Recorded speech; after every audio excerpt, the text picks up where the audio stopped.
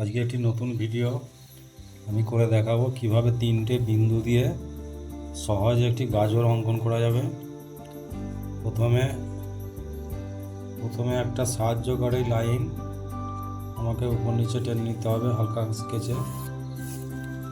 তারপর আর একটা সাহায্যকারী লাইন এইভাবে যুক্ত চিহ্নের মতো টেনে নিতে হবে। এরপর আমি তিনটে বিন্দু, এই যে মাঝের যে সাহায্যকারী লাইনটা, এই লাইনটার দুটো সাইডে যেভাবে আমি দিচ্ছি বিন্দুগুলো, এইভাবে বিন্দুগুলো দিয়ে দেবো। ঠিক এই লাইনটা নিচে একটা বিন্দু দিয়ে দেবো।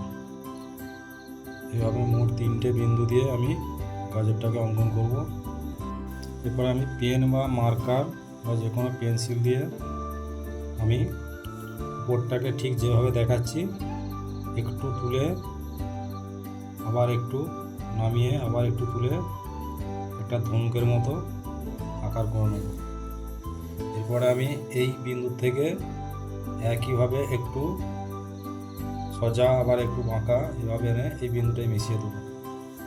আবার ঠিক একইভাবে এইভাবে আমি একটু বাঁকা একটু সোজা এইভাবে এনে আমি এই বিন্দুটাতে মিশিয়ে দিচ্ছি।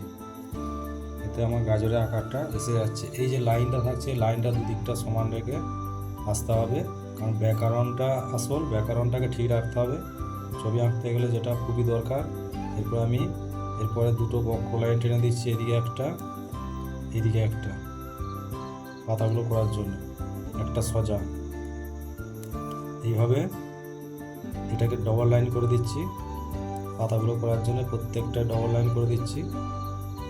এরপর আমি ভাঁজ করে করে পাতাগুলোকে দেখাবো।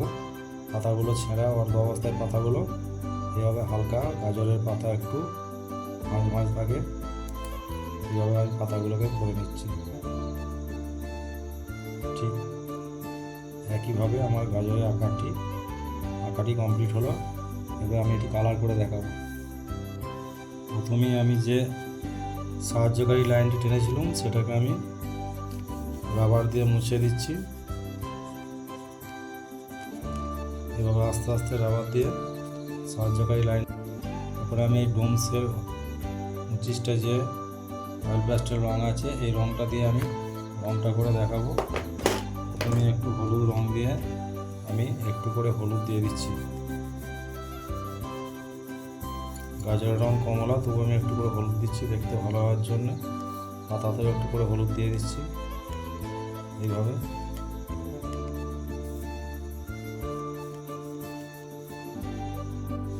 এরপরে কমলা রঙটাকে আমি ভালোভাবে দিয়ে দেব। যেখানে হলুদ দিয়েছি সেখানে আমি কমলাটা দেবো নি, দুটো রঙকে মিশিয়ে দেবো।